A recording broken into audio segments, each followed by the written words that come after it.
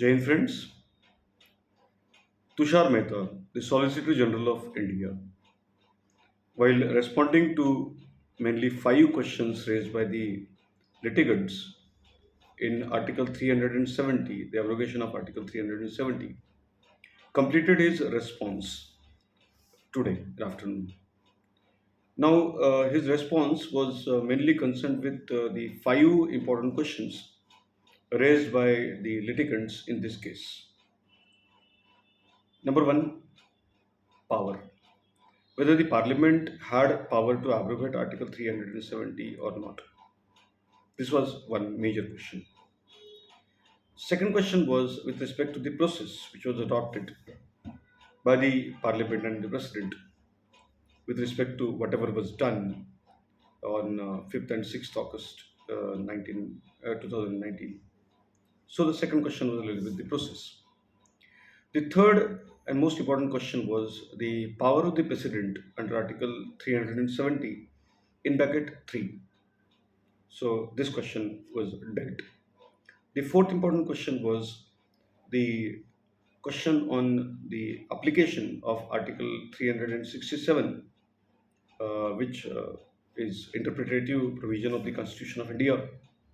So the question was whether the uh, President and the Parliament had power to use the provisions of Article 370 to change or modify the provisions of Article 367 with respect to the definition clause, with respect to the interpretation of the definition clause, interpretation of definition, and again using the modified Article 367 to alter the provisions of Article 370.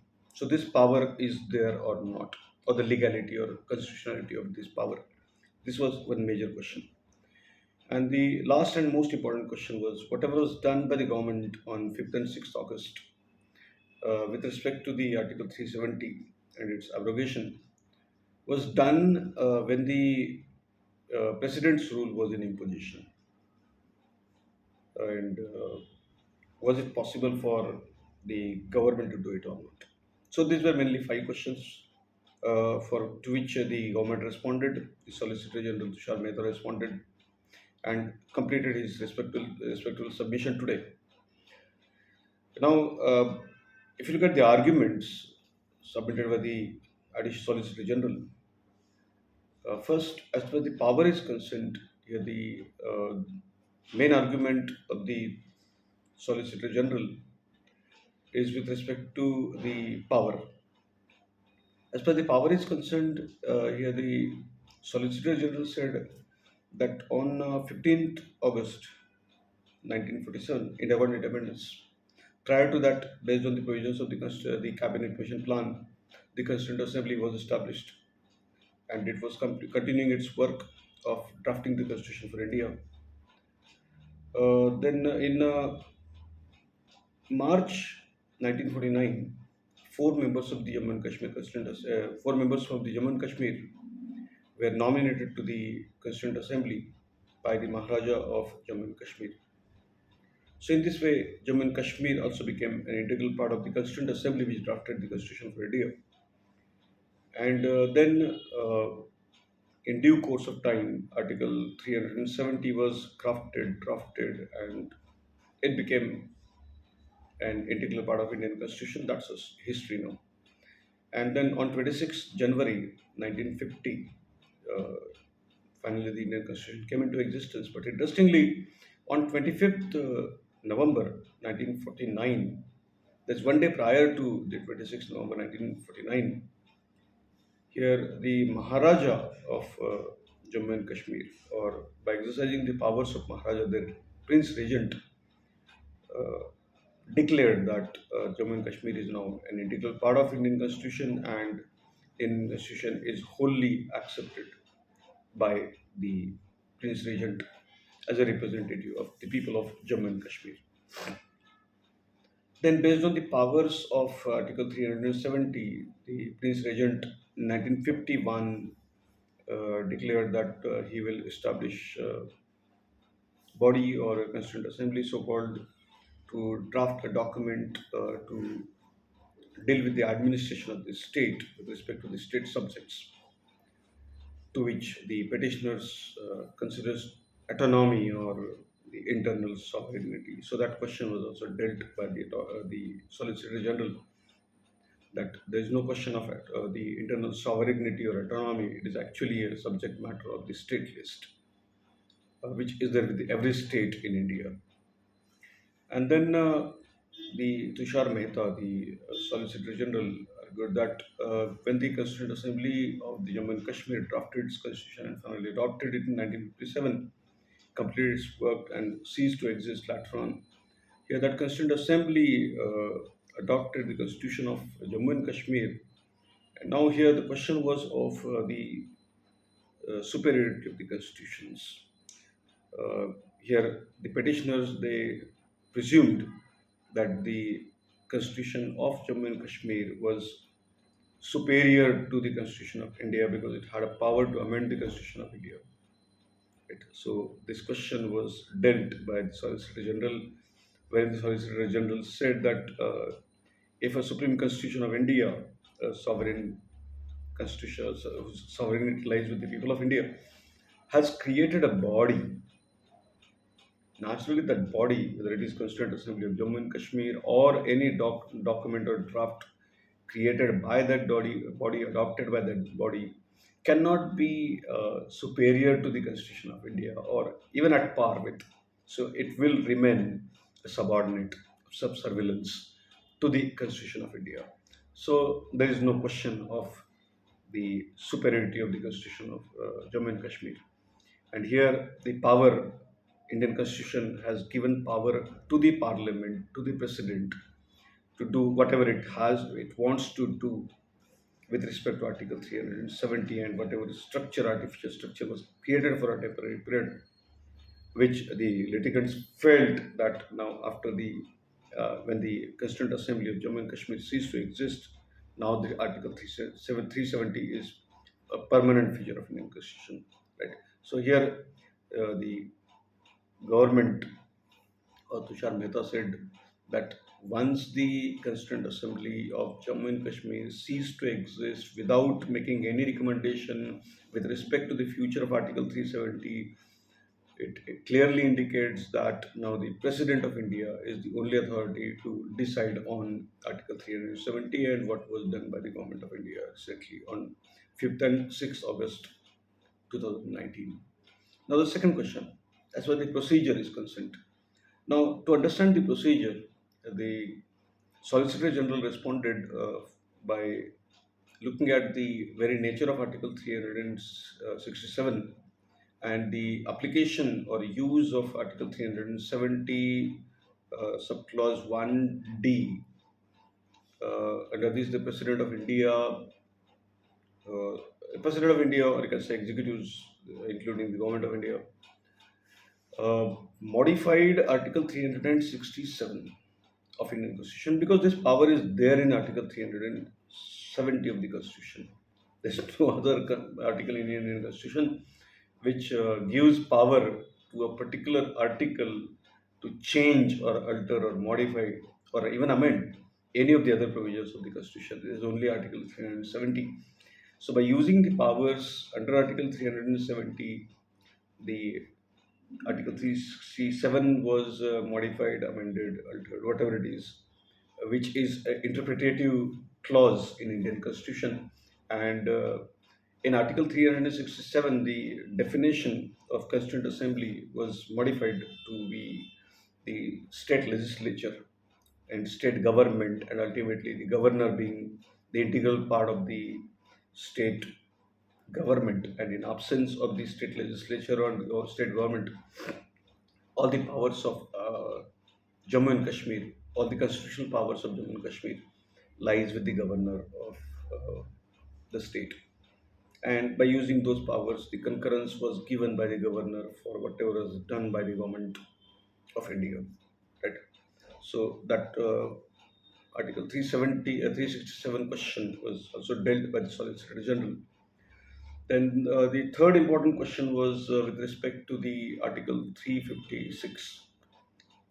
Here the litigants or the petitioners, they said that when Article 356 is in imposition, here the proviso of Article 356 remains, and in the President of India cannot alter anything substantial. This was absolutely rubbish, and the Solicitor General clearly stated in his respective submission that when Article 356 is in imposition, automatically the proviso of Article 356 becomes suspended. And this is not the first time that the government of India uh, has modified the constitution, modified Article 370 by when the president's rule was in imposition. It was fifth time. So it means prior to this, there were four situations when the Jammu and Kashmir Constituent Assembly was dissolved. There was no Constituent Assembly, the so-called. There was no government in Jammu and Kashmir, and the Parliament, by using the powers, and the President through the orders as he may specify or modify, has altered the provisions of Article 370. So, whatever was done by the government of India recently on 5th and 6th August 2019 was based on the available, can say, precedences. So, already four precedences were available, and these precedences were upholded by the Supreme Court of India. So, naturally, whatever action is taken by the government of India can be upholded by the Supreme Court of India, and there was a good contention of the government. Then the question was on the process which was adopted. And this was a tricky question. As per the process adopted is concerned here, those litigants or those who filed petitions against the abrogation of Article 370, their main petition was that number one, when the Constituent Assembly of Jammu and Kashmir ceased to exist, now there is no body in this universe which can abrogate Article 370. This was one major contention. Now, here, this contention was not fruitful because the Constituent Assembly of Jammu and Kashmir itself was subordinate to the Constitution of India. So, again, the litigation on this matter was a nuisance, number one. Number two, as per the procedure is concerned here, the litigants they contended that some of the other litigants they contended that even if the abrogation, the Article 370 has to go, the recommendation must come from the Constituent Assembly of Jammu and Kashmir, and based on those recommendations, only President of India can use the powers under Article 370, subclause 3, and can do whatever is recommended by the Constituent Assembly of Jammu and Kashmir. And as now, after 1957, the Constituent Assembly of Jammu and Kashmir ceased to exist. Now there is no such body which will recommend to the President, and in absence of recommendation from the Constituent Assembly, the President cannot do anything, and a lot of things. Uh, this was the contention. Now here, number one, the Tushar Mehta, the Solicitor General, said that first the as per the recommendations of the Constituent Assembly of Jammu and Kashmir are concerned, the recommendations are advisory in nature and are not binding on the on the President of India. This is number one. Number two, even if, for example, we consider that the recommendations are mandatory, and now as the Constituent Assembly ceased to exist, here the Article 367 is modified, and the definition of the Constituent Assembly of Jammu and Kashmir is already changed to the Legislative Assembly, the government of Jammu and Kashmir, and the governor being an integral part of the. So, when in case of dissolution of the Jammu and Kashmir State Legislature, here all powers lies with the governor, and governor can give the recommendation, can give views, can give consent, can be consulted, whatever, because all the powers now lies with the governor. Now here the contention was that how it can be done, but again there is a precedence to this. Already it was done with respect to the state of Jammu and Kashmir, wherein the Maharaja, or you can say Prince Legend, was made the Raj Pramukh, and then again by altering the provisions in Article 367, the Raj Pramukh title was changed to the Sadar-e Riyasat. Then again, by altering the definition under Article 367, the Sadari Riyasat was changed to the governor and the prime minister to the chief minister and all these things. So already the amendment into Article 367 was already done to make effect into Article 370 of Indian Constitution. Right. So these were major five main contentions, main questions which were responded to by the Solicitor General Tushar Mehta till today's afternoon, till the lunchtime.